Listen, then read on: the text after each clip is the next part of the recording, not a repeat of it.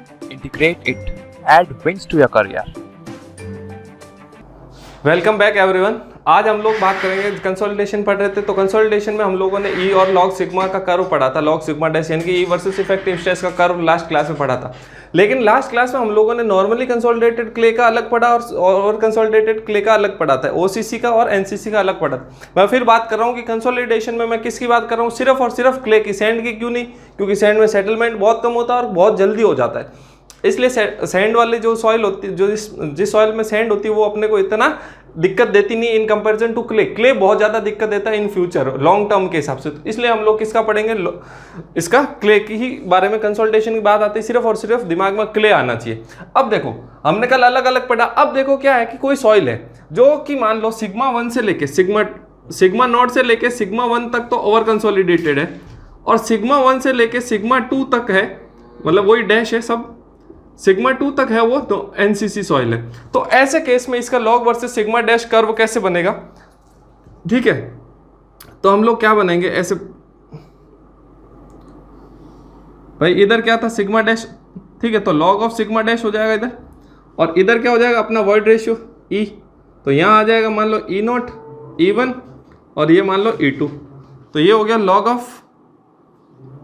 Log of sigma 1 dash log of sigma 2 dash, ये to the base 10 है ना, log to the base 10 में चल रहा है, यहाँ log टू द बेस 10, ठीक है। सिग्मा 1 डैश सिग्मा 2 डैश आगे log ऑफ सिग्मा 3 डैश ऐसे कंटिन्यू चल रहा है। तो देखो सिग्मा नॉट मान लो यहाँ पे, तो सिग्मा नॉट से सिग्मा 1 तक, अब सिग्मा 1 इसको थोड़ा आगे खिसका लेते हैं अपन, यहाँ तक कर लेते हैं। तो सिग्मा नॉट से सिग्मा 1 तक तो क्या है ये ओवर कंसोलिडेटेड, तो ओवर कंसोलिडेटेड का कैसा आता था स्लाइट कॉन्वेक्स, ठीक है, और उसके बाद ओवर कंसोलिडेटेड का आता था स्लाइट कॉन्वेक्स, और उसके बाद क्या आता था अपने लॉग वाले का स्ट्रेट लाइन आता था, लास्ट क्लास में हम लोगों ने देखा था।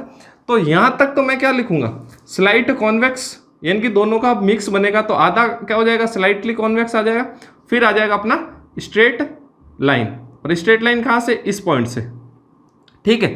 तो यहाँ पे लिख देंगे ये ओसीसी सॉइल का हो गया और ये एनसीसी का हो गया।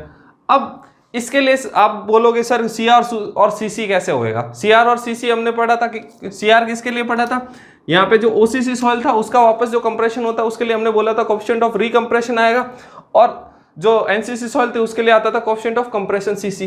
तो देखो सीआर कैसे आ जाएगा, सीआर आ जाएगा, अपने लास्ट क्लास में क्या पढ़ा था डेल्टा ई, भाई साहब यही पढ़ा था डेल्टा ई अपॉन में लॉग टू द बेस 10, अब सिग्मा 1 डैश अपॉन में सिग्मा 2 डैश हो जाएगा, सिग्मा 1 डैश अपॉन में सिग्मा नॉट डैश, ये तो हो जाएगा सीआर, और सीसी हो जाएगा डेल्टा ई अपॉन में log to the base 10 sigma 2 dash upon में सिग्मा 1 डैश, ये हो जाएगा। सीआर और सीसी ऐसे कैलकुलेट हो जाएंगे, सीआर अलग आ जाएगा और सीसी अलग हो जाएगा, बस अपने को ये वैल्यूज ध्यान रखनी है। अब कभी कभी ये जो सिग्मा 1 डैश है ना, इसको हम लोग प्री कंसोलिडेशन प्रेशर भी बोल देते हैं, क्या बोलते हैं प्री कंसोलिडेशन प्रेशर, या सिग्मा सी भी बोल देते हैं, ठीक है। तो वो ध्यान रखना, ऐसा कुछ है नहीं, आगे कभी क्वेश्चन आएगा तो मैं उसको क्वेश्चन की फॉर्म में आपको करा दूंगा, मतलब ऑब्जेक्टिव क्वेश्चन उसके फॉर्म में मैं करा दूंगा, ठीक है। तो ये आपको ध्यान में रखना है, ठीक है। अब देखो कि अब बात करते हैं, ये तो हो गया। अब सीआर अपन ने कल एवी भी पढ़ा था, coefficient of volume, coefficient of compressibility. अब देखो कि ये चीज है क्या, इन पे कौन कौन सी वजह से क्या इफेक्ट पड़ता है। तो देखो जैसे जैसे इफेक्टिव स्ट्रेस इंक्रीज होगा, जैसे जैसे एवी का फॉर्मूला क्या था, एवी इक्वल टू क्या था डेल्टा ई अपॉन में डेल्टा सिग्मा डैश, यही था डेल्टा ई अपॉन में delta sigma dash, change in void ratio upon में चेंज इन इफेक्टिव स्ट्रेस था, और इसकी यूनिट थी मीटर स्क्वायर पर किलो न्यूटन। अब देखो इस पे इफेक्टिव स्ट्रेस जैसे जैसे बढ़ेगा वैसे वैसे क्या होगा, एवी की वैल्यू क्या होगी, डिक्रीज होएगी। तो इफेक्टिव स्ट्रेस जैसे जैसे डेल्टा सिग्मा डैश क्या हो रहा है, इंक्रीज हो रहा है, अपना एवी क्या हो रहा है, डिक्रीज हो रहा है। क्यों, देखो शुरुआत में हमने जब मैंने तब भी कल लास्ट क्लास में बताया था कि एक कर्व बनाया था कि जब हम लोग शुरुआत में पहली बार जब इंक्रीज करते हैं इफेक्टिव स्ट्रेस, तो सेटलमेंट या जो वॉइड रेशियो डिक्रीज होगा वो सबसे ज्यादा होता है।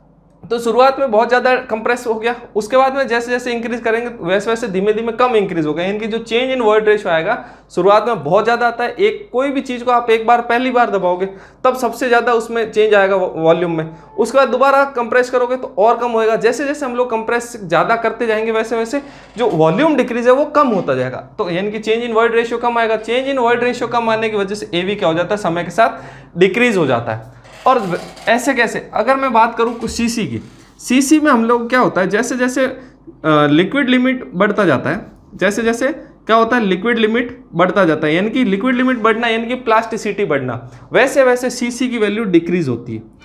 जैसे जैसे लिक्विड लिमिट इंक्रीज होगा वैसे वैसे सीसी की वैल्यू क्या होगी, डिक्रीज होगी। इन चीज को आप ध्यान में रखें, ये दोनों चीजें बहुत इंपॉर्टेंट है।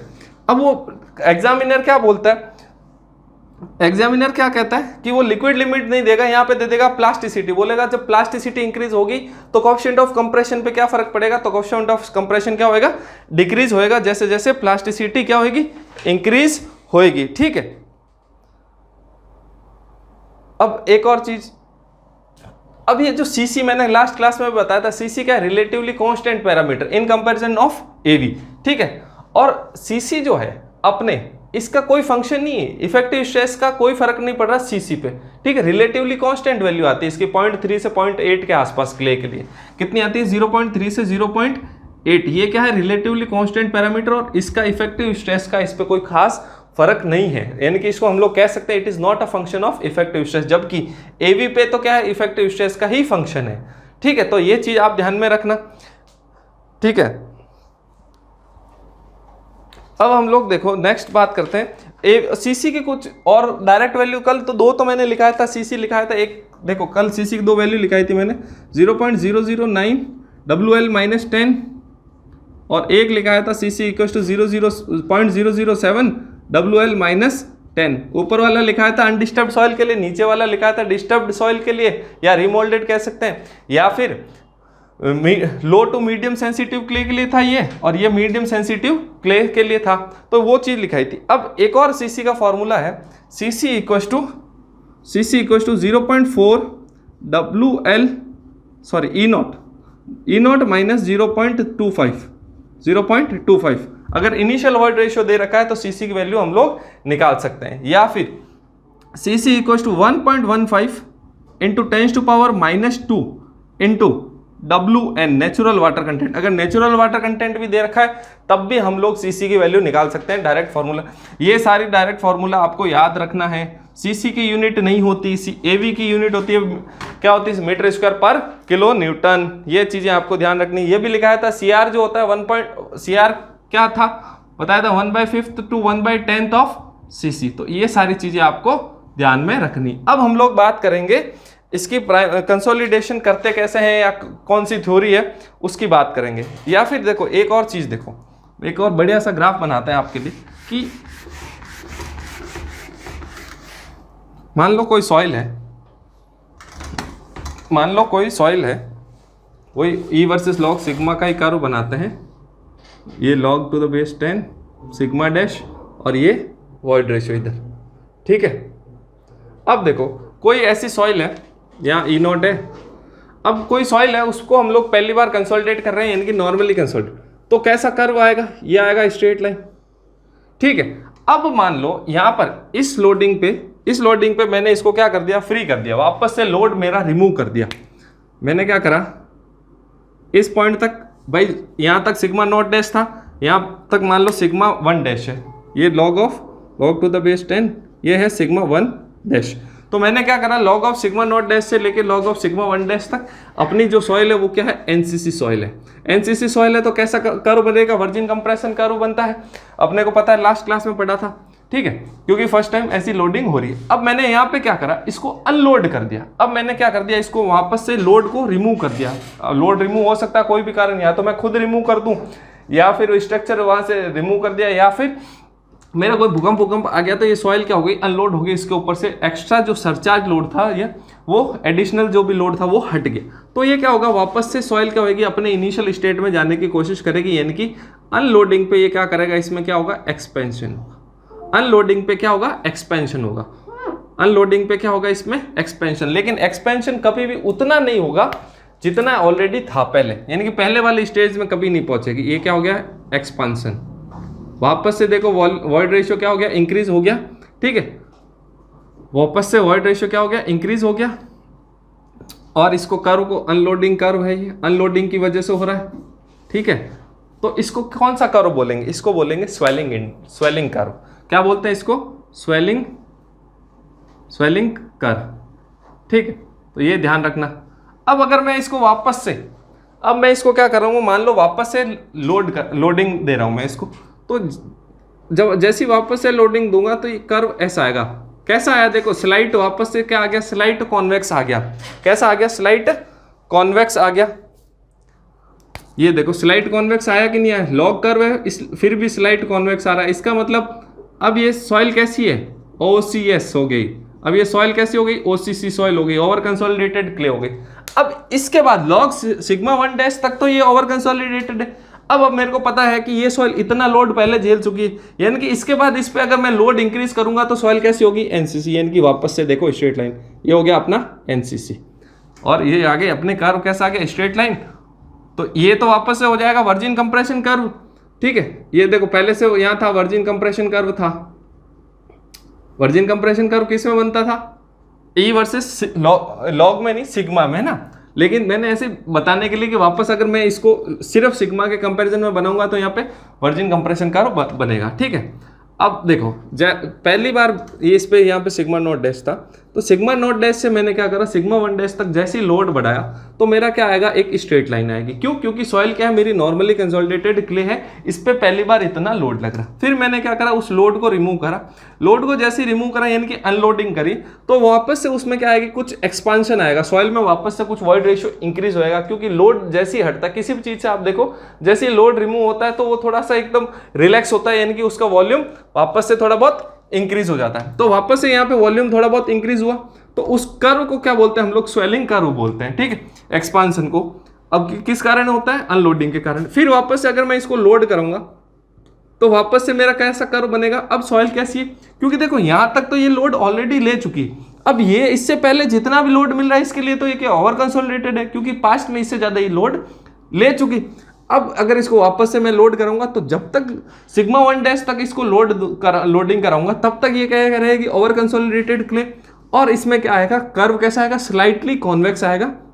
ठीक है, और उसके बाद अगर मैं इसको और लोड इंक्रीज करूंगा तो आगे उससे आगे कैसे बिहेव करेगी, नॉर्मली कंसोलिडेटेड, क्योंकि इससे ज्यादा इसने लोड पहले लिया नहीं। तो ऐसा भी कभी पूछ लेते हैं कि इस मतलब वो क्या दे देते हैं आपको, ऐसे फोटो दे देगा, कुछ लिखेगा नहीं। मान लो इसको नाम दे दिया फिर उसने कि पहला ये A है, ये B है, ये C है, ये D है। पूछ लेता है एक्सपांशन कर्व कौन सा है, या स्वेलिंग कर्व कौन सा है, या अनलोडिंग की वजह से कौन सा बनेगा, लोडिंग की वजह से कौन सा, ओवर कंसोलिडेटेड क्ले का कौन सा है, NCC का कौन सा है, ये सब पूछ लेता वो। तो ये इसलिए बना हुआ है मैंने। ठीक है, तो ये आपको ध्यान में रखना है कि ऐसा कर्व भी कुछ होता है। ठीक है, कभी कभी इसको अपने रिबाउंड कर्व भी बोल देते हैं। क्या बोल देते हैं, रिबाउंड कर्व।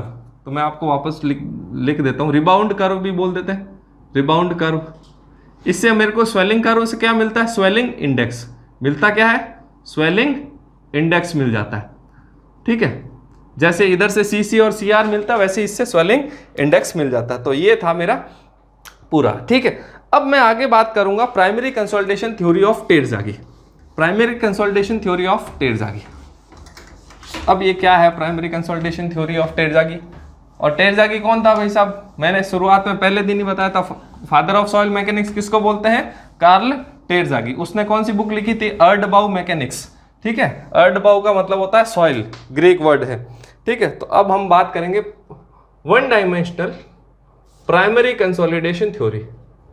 देखो मैं वापस प्राइमरी कंसोलिडेशन को मैं क्या लिख रहा हूं, 1 डिग्री। ठीक है, और 1 डायमेंशनल क्यों, क्योंकि मैंने कल आपको बताया था, एक तो कुछ इसके एजम्पशन है, अपन एजम्पशन के हिसाब से देख लेते हैं। ठीक है, तो सबसे पहले अपने देखो ये 1 डायमेंशनल कंसोलिडेशन थ्योरी दी किसने, टेरज़ागी ने दी। ठीक है, टेरज़ागी अपने बहुत काम का आदमी है ना, वैसे तो अपना काम खराब पढ़ना पड़ रहा है उसकी वजह से, लेकिन स्ट्रक्चर के हिसाब से बहुत उसने सही काम करा। ठीक है, अब मैंने कल आप लोगों को, अब ठीक है उसको बाद में देख लेंगे, अपन इसकी बात कर लेते हैं पहले। तो 1 डायमेंशनल का मतलब क्या है, यहाँ 1 डायमेंशनल है वन डायमेंशनल का मतलब है वाटर जो फ्लो हो रहा है ना भाई, कंसोलिडेशन का मतलब मैंने अपन कल क्या देखा था, पानी का बाहर निकलना। अब पानी है ना चारों तरफ से बाहर निकलेगा तो उसको वन डायमेंशनल थोड़ी बोलेंगे। अगर पानी का फ्लो सिर्फ और सिर्फ एक डायरेक्शन में है, यानी कि या तो वर्टिकल डायरेक्शन में या हॉरिजॉन्टल डायरेक्शन। देखो अपने 3 डायरेक्शन होते हैं, ये अपन ने पढ़ा है भाई, ये 3 डायरेक्शन होते हैं। तो हमारे केस में मैंने कल आपको क्या बोला था, सॉइल कैसी होती है, सेमी इनफाइनाइट होती है। सेमी इनफाइनाइट क्यों? क्योंकि उसका जो एरिया होता है वो क्या होता है, इनफाइनाइट होता है, जबकि डेप्थ जो होती है वो फाइनाइट होती है। तो ये जो अपना पानी का जो फ्लो होगा ना इस केस में वो होगा वर्टिकल।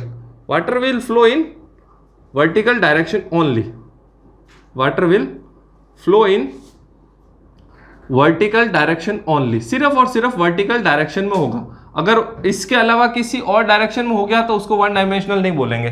तो लोडिंग भी मैं जो लोड लगाऊंगा वो भी इस पे वन डायमेंशनल लगाऊंगा, वाटर का फ्लो भी वन डायमेंशनल होगा। इसलिए ये जो थ्योरी है इसको बोलते हैं वन डायमेंशनल कंसोलिडेशन थ्योरी। अब बोलोगे सर प्राइमरी कंसोलिडेशन क्यों? क्योंकि देखो प्राइमरी कंसोलिडेशन इसलिए क्योंकि पानी फ्लो हो रहा है, पानी फ्लो हो रहा है, ठीक है। और कुछ इसके एजम्पशंस थे, एजम्पशंस देख लेते हैं। तो एजम्पशन देखने से पहले देखो, जब भी कंसोलिडेशन होता है क्या चीजें होती है, 4 चीजें होती है। फिर से बता रहा हूं, मैं कल बताया था वैसे, आज फिर से बता रहा हूं। 4 चीजें क्या होगी? सबसे पहले क्या होगा, इफेक्ट टोटल स्ट्रेस इंक्रीज होगा। टोटल स्ट्रेस इंक्रीज होता है सबसे पहले, टोटल स्ट्रेस इंक्रीज।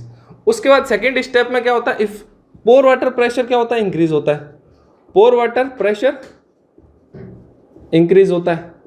और थर्ड स्टेप में क्या होता है, पोर वाटर प्रेशर डिक्रीज होता है। क्यों? क्योंकि अब पानी देखो शुरुआत में लोड इंक्रीज हुआ, उसकी वजह से पानी ने लोड लिया तो यानी कि पोर वाटर प्रेशर इंक्रीज हुआ। उसके बाद पानी वहां से निकलना चालू कर देता है, यानी कि पोर वाटर प्रेशर डिक्रीज। अब पोर वाटर प्रेशर डिक्रीज होगा तो इफेक्टिव स्ट्रेस क्या होगा, इंक्रीज होगा, ठीक है। तो ये अपना क्या होता पूरा फिनोमिना था, ठीक है। तो पहले टोटल स्ट्रेस इंक्रीज होगा, फिर पोर वाटर प्रेशर इंक्रीज होगा, फिर पोर वाटर प्रेशर डिक्रीज होगा, और उसके बाद जैसे जैसे पोर वाटर प्रेशर डिक्रीज होगा वैसे वैसे अपना इफेक्टिव स्ट्रेस क्या होता है, इंक्रीज होता है। ये सब 4 स्टेप्स होते हैं कंसोलिडेशन, या कोई भी अगर लोड लग रहा है सॉइल पे कहीं पे भी, तो हर बार क्या होता है, यही 4 स्टेप्स होते हैं। अब हम लोग देख लेते हैं कि एजम्पशंस क्या थे टेरजागी की थ्योरी के। टेरजागी ने कुछ, देखो कोई भी थ्योरी है ना, उन सब थ्योरी के एजम्पशंस है। और अब आप लोग सोच रहे हो कि सर ये क्या थ्योरी पढ़ा रहे हो, तो थ्योरी एजम्पशंस में से क्वेश्चंस आते हैं। कहाँ से क्वेश्चंस आते हैं? एजम्पशंस में तो क्वेश्चंस आते हैं। तो टेरजागी की थ्योरी के एजम्पशंस देख लेते हैं। अब एजम्पशन सबसे पहला जो था वो था soil is homogeneous and isotropic. Soil is homogeneous and isotropic. चलो भाई ठीक है, ये एक तो मान लिया, सॉइल क्या होमोजीनियस एंड आइसोट्रोपिक है, ठीक है। दूसरा soil mass is semi infinite. अब देखो आपको सेमी इनफाइनाइट अब बताने की जरूरत नहीं है, ऑलरेडी बता चुका हूं। होमोजीनियस आइसोट्रोपिक बताने की जरूरत है नहीं, ठीक है। यानी कि सेमी इनफाइनाइट अपन लिख देते हैं, ओनली फाइनाइट कौन है, फाइनाइट वर्टिकल डायरेक्शन है ना, वर्टिकल डायरेक्शन अपना क्या फाइनाइट है, ठीक है। उसके बाद देख लेते हैं अपन, उसके बाद उसने बोला डार्सी लॉ इज वैलिड। क्या बोला? Darcy's law is valid. अब डार्सी लॉ वैलिड होने का मतलब क्या है, फ्लो जो है वो कैसा है, लेमिनार। अपन ने बात करी थी, फिर एक बार याद दिला देते हैं, लेमिनार होना चाहिए फ्लो। डार्सी लॉ वैलिड होने का मतलब फ्लो क्या है, लेमिनार, यानी कि पानी बहुत धीमे धीमे पास होता है। पानी बहुत धीमे धीमे कहाँ से पास होता है, क्ले में से। ये फिर वापस वही चीज आ गई, ठीक है। उसके बाद उसने बोला, अब देखो कंसोलिडेशन हो रहा है तो soil should be saturated, soil should remain saturated.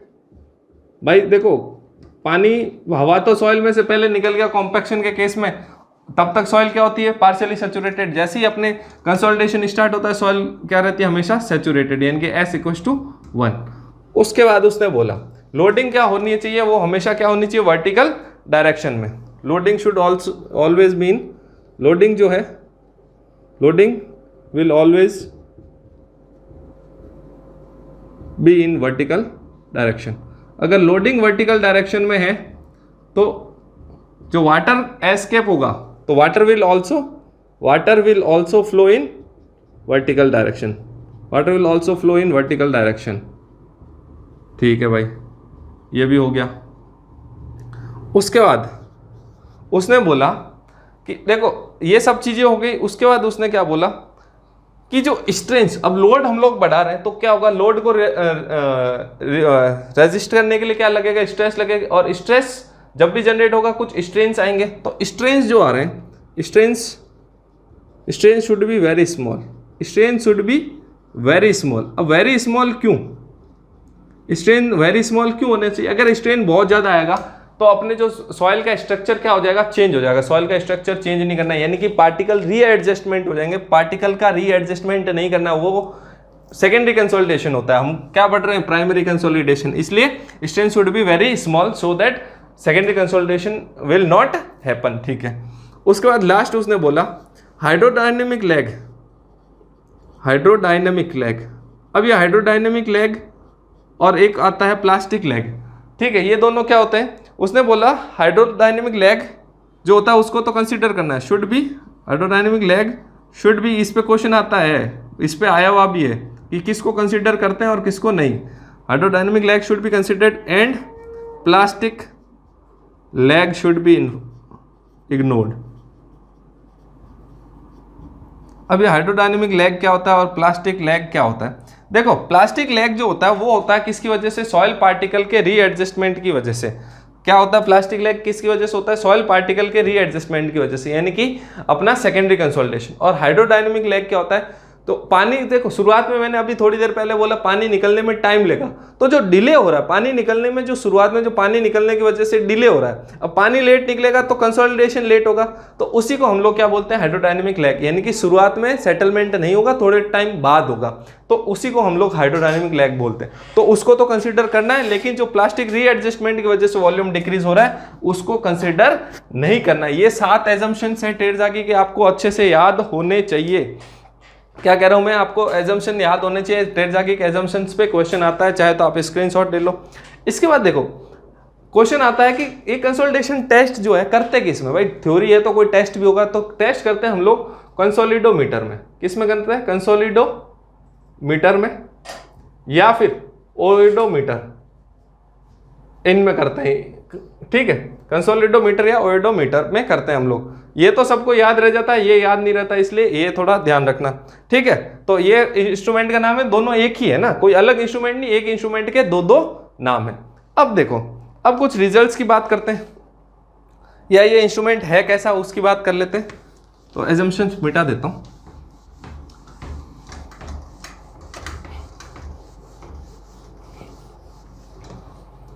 अब देखो, अब ये जो सॉइल, ये जो है होता ऐसा है कि ये कोई सॉइल सैंपल होता है। ठीक है, इसके नीचे एक हम लोग पोरस स्टोन्स लगाते हैं। ये क्या लगाते हैं? पोरस स्टोन, और ऊपर भी लगाते हैं। ये ऐसा होता है। ये जो इसकी हाइट है ये है h0, और इसके, ठीक है, इसकी टोटल हाइट जो है सॉइल सैंपल की ये है h0, और इसकी हाफ जो है वो है dd। अब क्या होता है, कभी कभी जो सॉइल है, अब ये दोनों तरफ क्या है? Porous stones. पोरस स्टोन का मतलब क्या होता है कि ये जो पानी है इस सॉइल में से अगर पानी पास हो गया तो यहाँ पर पानी आगे रुकेगा नहीं, पानी यहाँ से पास हो जाएगा, और हमको पानी तो पास करवा नहीं। तो मैं क्या करूँगा, ऊपर से मान लो कोई लोडिंग लगा रहा हूँ, नीचे से फिक्स है, ऊपर से मैंने लोड लगा। अब जैसे ही मैं लोड लगाऊंगा तो पानी तो पास होएगा, दबेगा, सॉइल दबेगी तो टोटल स्ट्रेस इंक्रीज होगा, टोटल स्ट्रेस इंक्रीज होगा, फिर पोर वाटर प्रेशर इंक्रीज होगा, फिर पोर वाटर प्रेशर डिक्रीज होगा, यानी कि पानी निकलेगा तो पोर वाटर प्रेशर डिक्रीज होगा, और पोर वाटर प्रेशर डिक्रीज होगा तो फिर इफेक्टिव स्ट्रेस इंक्रीज होगा। अब इफेक्टिव स्ट्रेस इंक्रीज होगा, ठीक है। तो ये जो है, ये जो हाइट ऑफ सैंपल है ये h0 है।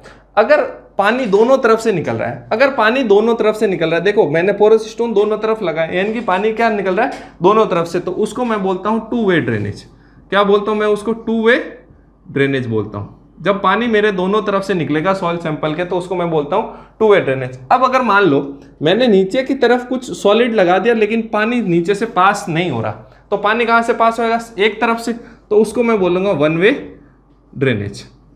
उसको मैं क्या बोलूंगा? One way drainage. अब वो चाहे बॉटम से हो या टॉप से हो, जनरली जो कंसोलिडोमीटर होता है उसमें टू वे ड्रेनेज होता है, सब में, है ना।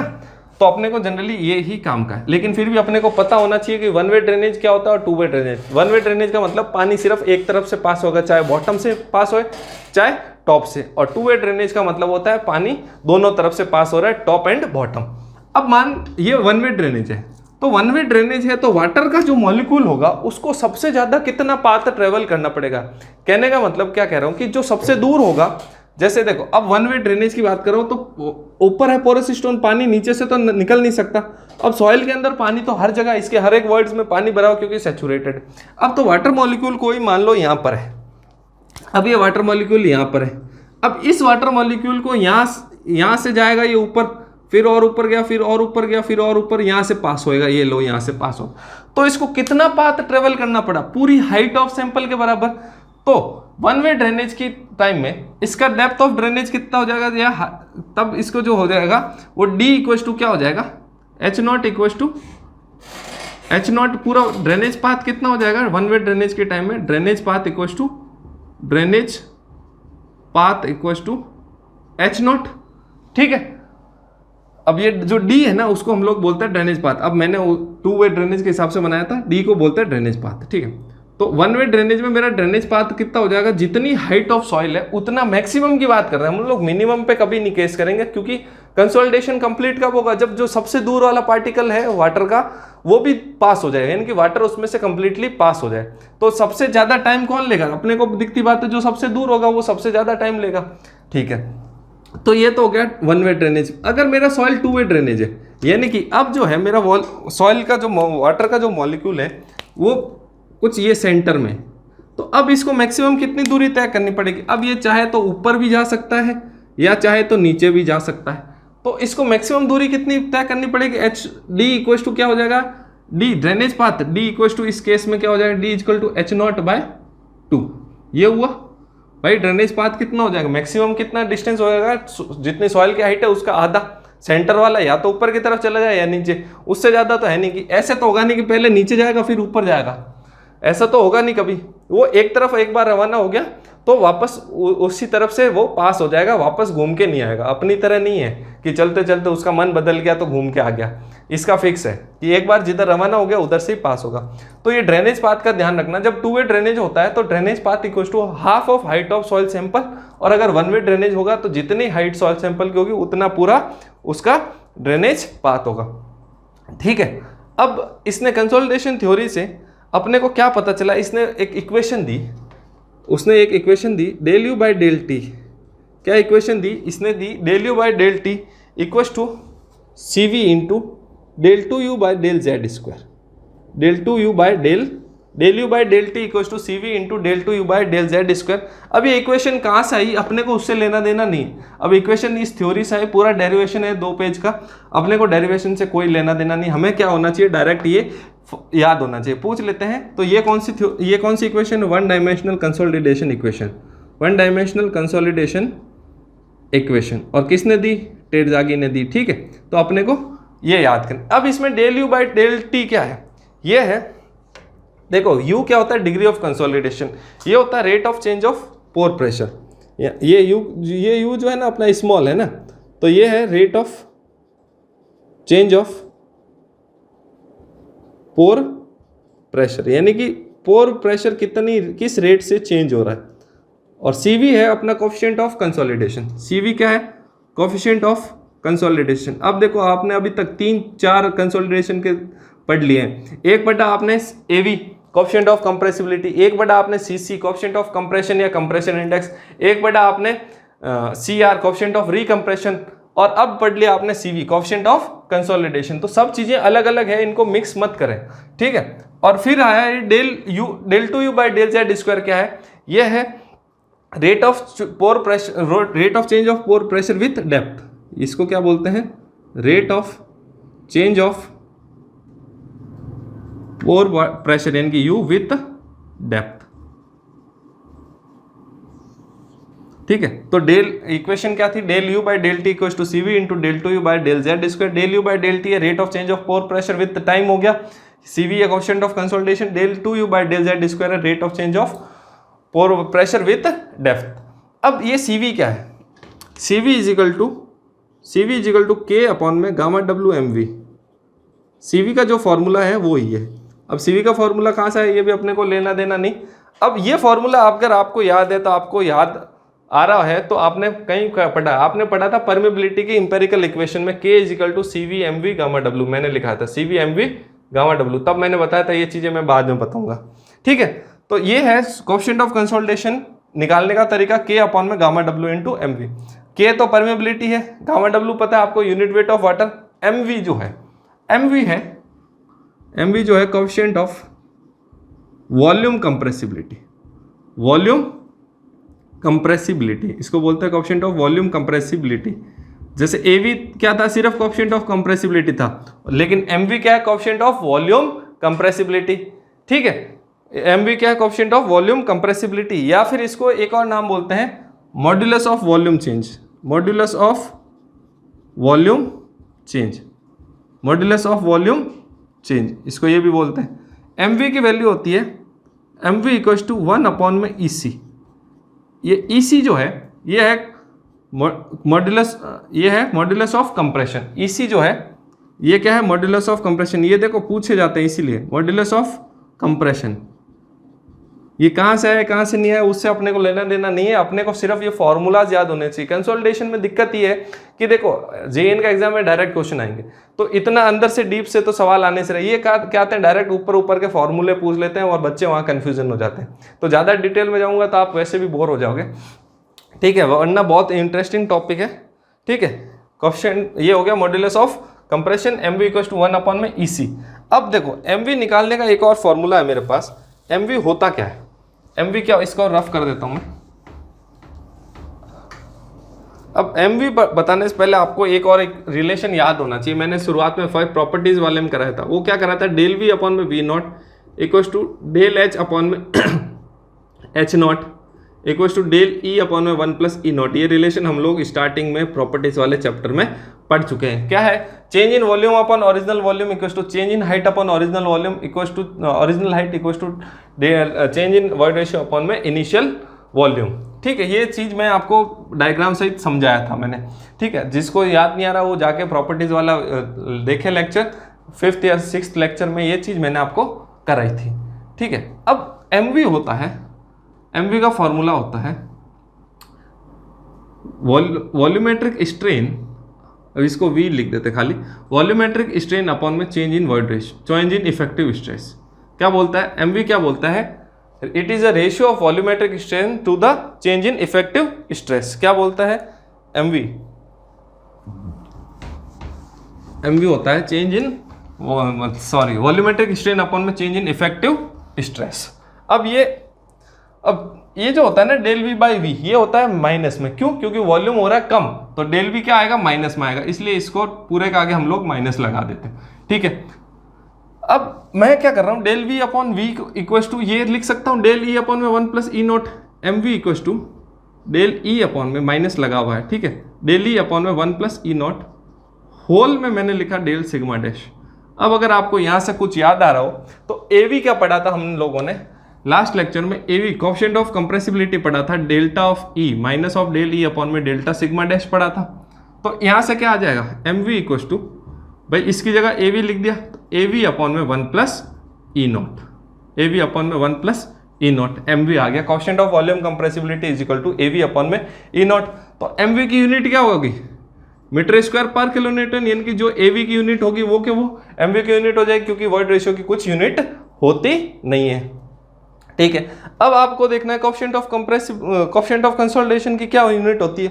तो कोएफिशिएंट ऑफ कंसोलिडेशन की यूनिट देखो इससे, भाई सी वी इक्वल्स टू, देखो या तो आप लोग याद कर लो डायरेक्ट, या आप यहाँ से निकाल सकते हो, तो ये आप लोग निकाल लो। ठीक है, ये मैं लिखाऊंगा नहीं, ये आप लोग निकाल लो क्या होता है। कुछ चीज़ तो आप खुद करो, हर चीज़ अगर मैं बताऊंगा तो फिर आप करोगे क्या। ठीक है, अब उसके बाद में हम लोग देखते हैं डिग्री ऑफ कंसोलिडेशन। क्या देखते हैं, डिग्री ऑफ कंसोलिडेशन। क्या होता है डिग्री ऑफ कंसोलिडेशन, देखो प्राइमरी कंसोलिडेशन थ्योरी में जो टेरजागी ने दिए उसमें अपने को यही फॉर्मूले दिए उसने, और यही चीज़ें अपने को याद करनी है और कुछ नया याद नहीं करना है। ये सारे फॉर्मूले आपको याद होने चाहिए, कंसोलिडेशन में से आते हैं तो इसी फॉर्मूलों पे आते हैं। अब डिग्री ऑफ कंसोलिडेशन क्या होता है, इसी में अभी थ्योरी ही चल रही है ना, ये जो है ये थ्योरी चल रही है, 1 dimension consolidation theory, degree of consolidation. Degree of consolidation को हम लोग रिप्रेजेंट करते हैं कैपिटल यू से। किससे रिप्रेजेंट करते हैं, कैपिटल यू से। पोर वाटर प्रेशर को स्मॉल यू से, और इसको करते हैं हम लोग कैपिटल यू से, इसलिए अपने को कंफ्यूज नहीं होना। डिग्री ऑफ कंसोलिडेशन का मतलब है कि कितना हो गया, कितना डिग्री कंसोलिडेशन, यानी कि मान लो 100% कंसोलिडेशन होना, उसमें से कितना हो गया, 40% हो गया, 50%, कितना कंसोलिडेशन कंप्लीट हो गया, वो होता है डिग्री ऑफ कंसोलिडेशन। अब मैंने आपको बताया था कि प्रैक्टिकली तो 100% कंसोलिडेशन होने में बहुत ज़्यादा टाइम लगता है, लेकिन थ्योरेटिकली हम लोग क्या करते हैं, इसको कुछ मान के कंप्लीट करा लेते हैं, ठीक है। तो थ्योरेटिकली मान लो 100% किसी कोई वैल्यू है, तो डिग्री ऑफ कंसोलिडेशन कैसे निकालना है। तो डिग्री ऑफ कंसोलिडेशन निकालने के 3 तरीके हैं। क्या है, डिग्री ऑफ कंसोलिडेशन निकालने के 3 तरीके हैं, ठीक है। पहला तरीका, अगर आपको height of sample is given, height of sample अगर गिवन है, height of sample is given, ये डायरेक्ट फॉर्मूलों पे क्वेश्चन आते हैं, ये डायरेक्ट फॉर्मूलाज पे कई बार क्वेश्चन आए हुए हैं। अगर हाइट ऑफ सैंपल दी हुई है तो u का जो परसेंटेज होगा, u इज इक्वल टू होगा डेल्टा स्मॉल h अपॉन में capital H not into 100, sorry capital of delta h, small delta of small h upon capital delta h into 100, ठीक है। अब इसका मतलब क्या है, जो कैपिटल डेल्टा h है वो है टोटल सेटलमेंट या टोटल सेटलमेंट, टोटल सेटलमेंट यानी कि कितनी हाइट कम हो सकती है मैक्सिमम, या इसको कह सकते हैं फाइनल सेटलमेंट या फाइनल, टोटल सेटलमेंट या फाइनल। मान लो इनिशियल हाइट है h नॉट, ठीक है, ये जो है 50 सेंटीमीटर है, तो इसको मैं अगर कंप्रेस करूं तो ये मैक्सिमम जो कंप्रेस हो सकता है ये हो सकता है मान लो 5 सेंटीमीटर, तो डेल्टा एच इक्वल टू क्या आ जाएगा 5 सेंटीमीटर। मैक्सिमम कितना कंप्रेस हो सकता है, इतना कंप्रेस हो सकता है, इससे ज़्यादा ये कंप्रेस नहीं होगा, यानी कि इससे ज़्यादा इसका वॉल्यूम डिक्रीज नहीं होगा, 5 सेंटीमीटर ये डिक्रीज हो जाएगा इसकी हाइट में। तो अगर 5 सेंटीमीटर डिक्रीज हो गया और किसी टाइम में अगर 2 सेंटीमीटर यानी कि किसी टाइम टी पे 2 सेंटीमीटर डिक्रीज हो गया at T equal to 0, at T equal to T time पे, और ये है T equal to infinite time पे, तो मेरे को कितना पता चल जाएगा, तो डेल्टा एच 2 है तो मेरा डिग्री ऑफ कंसोलिडेशन क्या हो गया 2/5 इंटू 100 यानी कि 40%, तो ऐसे मैं निकाल सकता हूँ, ठीक है। तो आपको कैपिटल एच क्या होता है, फाइनल सेटलमेंट या टोटल सेटलमेंट, और स्मॉल डेल्टा एच क्या हो सकता है, settlement at time T, settlement at time T, ये आपको ध्यान में रखना है, ठीक है। तो ये हो गया अगर हाइट गिवन है, ठीक है। अब देखो ये डेल्टा एच अगर 2 वे ड्रेनेज होगा ना, तो डेल्टा एच भी क्या होगा, फास्ट होगा, मतलब जल्दी जल्दी ड्रेनेज हो जाएगा, पानी जल्दी जल्दी निकल जाएगा, तो डिग्री ऑफ कंसोलिडेशन ज़्यादा अचीव होएगा in comparison to 1 way drainage. 1 way में क्या, पानी को निकलने में ज़्यादा टाइम लगेगा, क्योंकि रास्ता एक ही है। भाई किसी रूम में 50 लोग भरे हुए हैं और उस रूम में अगर एक गेट है तो सबके सबको उसी से निकलना है, तो टाइम ज़्यादा लगेगा। अगर मैं उसी रूम में 2 गेट लगा दूं तो 25 इस गेट से निकलेंगे, 25 इस गेट से, टाइम आधा हो गया ना। तो वो फर्क यहाँ पे पड़ता है 1 वे ड्रेनेज और 2 वे ड्रेनेज का। तो जब भी 2 वे ड्रेनेज होगा कंसोलिडेशन में, तो पानी क्या होगा, जल्दी निकलेगा, यानी कि टाइम कम लगेगा कंसोलिडेशन के, और 1 वे ड्रेनेज होगा तो ज़्यादा टाइम लगता है, ठीक है। अगर वॉइड रेशियो गिवन है, सेकेंड क्या कह रहा हूँ मैं, if void ratio is given, if void ratio is given, void ratio is given, अगर void ratio given है तो उस तब कैसे होगा, तो percentage u equal to E naught minus E upon में E100, ई नॉट माइनस E100 इंटू 100%। अब क्या मतलब, ई नॉट मतलब वही initial void ratio, E naught हो गया अपना initial void ratio, E at time t, void ratio at time t हो जाएगा, ठीक है। और E100 void ratio at 100% consolidation, void ratio at 100% consolidation, ये आपको ध्यान रखना है। तो क्या होगा, डिग्री ऑफ कंसोलिडेशन क्या हो जाएगा, ई नॉट यानी कि इनिशियल वॉइड रेशियो माइनस किसी टाइम t पे कितना वॉइड रेशियो है, अपॉन में initial void ratio minus final void ratio, ठीक है। E100 को फाइनल वॉइड रेशियो भी बोलते हैं, या एट 100% कंसोलिडेशन पे जो वॉइड रेशियो होगा, ठीक है।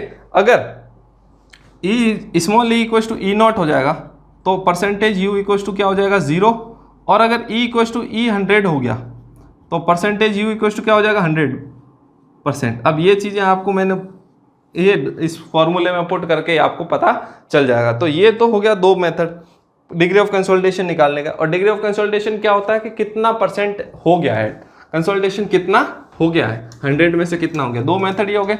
तीसरा, अगर पोर वाटर प्रेशर गिवन है। थर्ड क्या है, if pore water pressure is given, if pore water pressure is given, ठीक है भाई।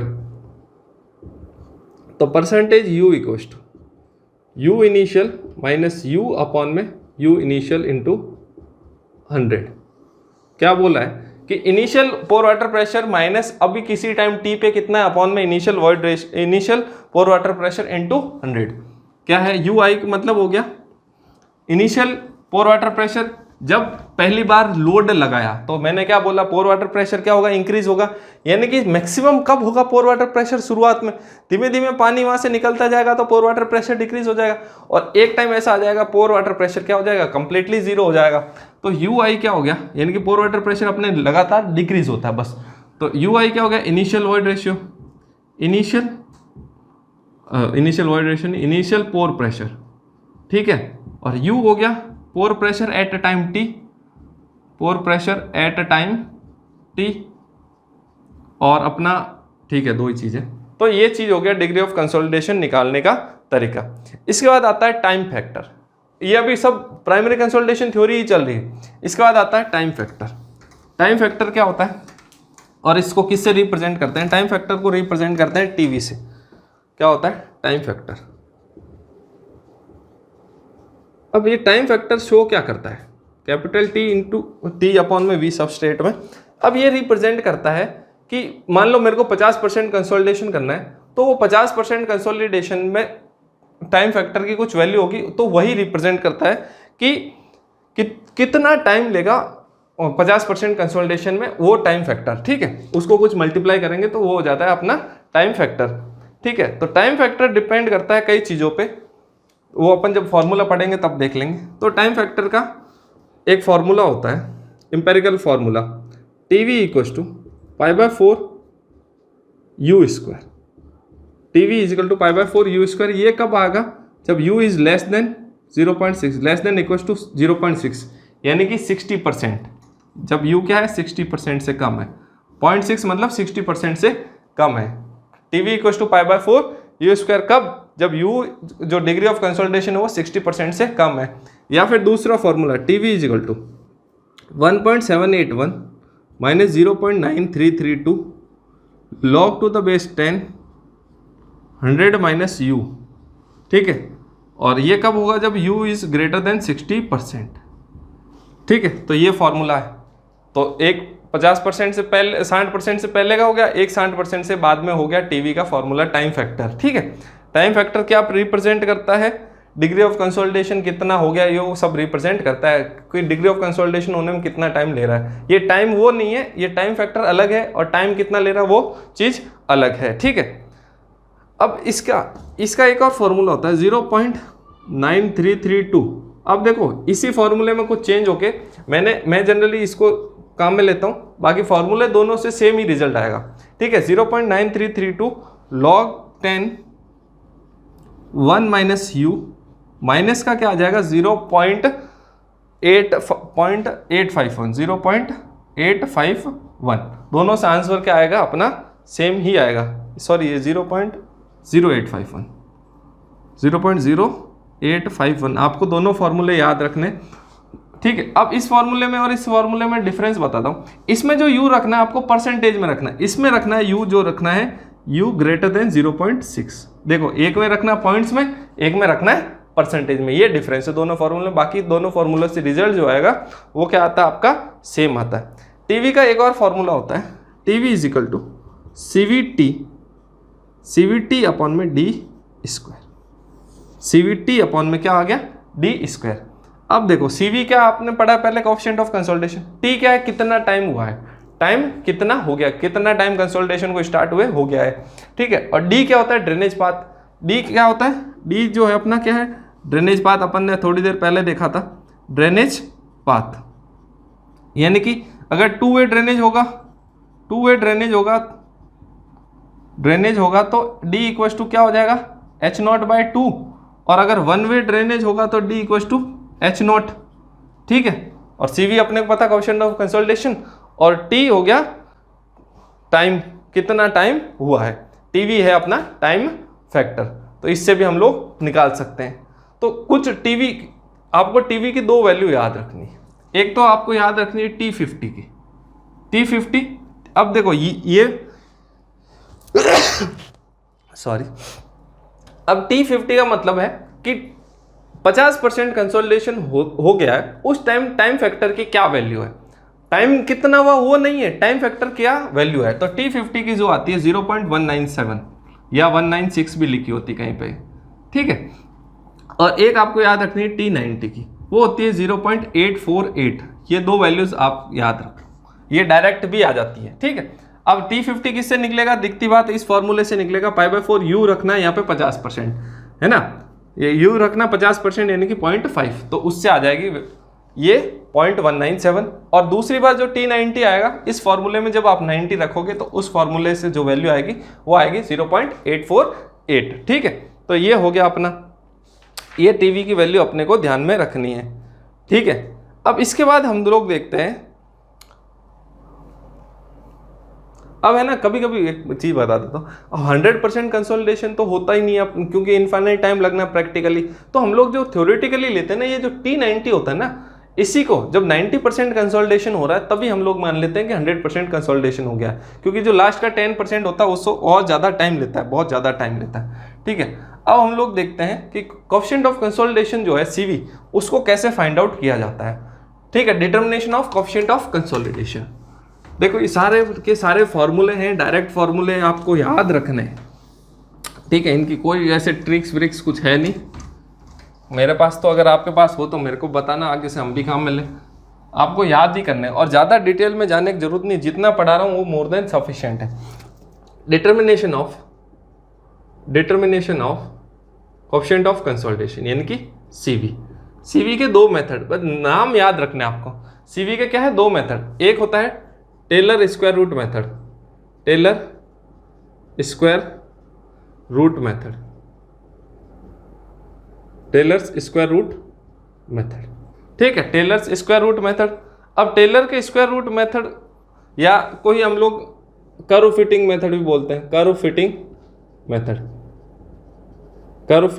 मेथड, या फिर कभी कभी क्या आ जाता है खाली टेलर्स मेथड या टेलर्स कर्व फिटिंग मेथड या square root of time method of Taylor square root of time, ठीक है, square root of time method, ठीक है। और दूसरा जो है लॉगरिथमिक मेथड, दूसरा क्या है अपना लॉगरिथमिक मेथड, स्पेलिंग गलत होगी, लॉगरिथमिक मेथड या फिर कैसे ग्रांडे मेथड, या इसको क्या बोलते हैं कैसे ग्रांडे मेथड, ठीक है। अब दोनों देखो, ये काम में लेता है यहाँ पे T90, ये काम में लेता है T50, यानी कि कैसे ग्रांडे मेथड कब काम करता है, जब 50% ऑफ कंसोलिडेशन कंप्लीट हो गया, और ये काम में लेता है 90% वाला कंसोलिडेशन। अगर CV की वैल्यू निकालनी है तो टेलर्स मेथड किसको काम में लेगा, T90 की वैल्यू को, और कैसे ग्रांडे मेथड लेगा T50 को। अब TV की अपने को वैल्यू तो पता ही, TV इक्वल्स टू क्या होता है, CVT अपॉन में D स्क्वायर। तो अगर मेरे को फर्स्ट वाला मेथड टेलर्स वाला, तो क्या हो जाएगा, TV की वैल्यू क्या हो जाएगी T90 अभी अपन ने लिखा था 0.848, या फिर एक बार पूरा लिख लेता हूँ, यहाँ लिखेंगे T90 इक्वल्स टू CV। अब ये जो स्मॉल t है, ये भी तो जब 90% कंसोलिडेशन हो जाएगा तब कितना टाइम हो गया, और ये D स्क्वायर, तो D स्क्वायर आएगा। तो CV इक्वल्स टू क्या आ जाएगा, CV इक्वल्स टू आ जाएगा T90 की value 0.848 into D square upon में स्मॉल t 90 अपॉन में स्मॉल t 90। और सेकंड वाला मेथड जो है वो किसको काम में लेगा, T50 इक्वल्स टू CVT, ये T भी यहाँ पे 50 हो जाएगा अपॉन में D स्क्वायर। तो CV की वैल्यू इससे क्या आ जाएगी, अब T50 की वैल्यू कितनी होती है 0.196 इंटू D स्क्वायर अपॉन में ये T50। तो ये भी कभी कभी आ जाता है, तो ये दोनों भी सही है, ठीक है। तो ये हो गया अपना कंसोलिडेशन की, प्राइमरी कंसोलिडेशन की थ्योरी। अब इसके बाद हम लोग कुछ सेटलमेंट वगैरह के पढ़ेंगे कि सेटलमेंट कैसे होता है, कि कितना सेटलमेंट हुआ, ये नेक्स्ट लेक्चर में अपना कंसोलिडेशन कंप्लीट हो जाएगा। तब तक देखो, अगर आप लोगों को अच्छा लग रहा हो, पसंद आया हो, तो please like, share and subscribe our channel. Thank you. Thank you for watching the video. Please like, share and subscribe the channel Integrated.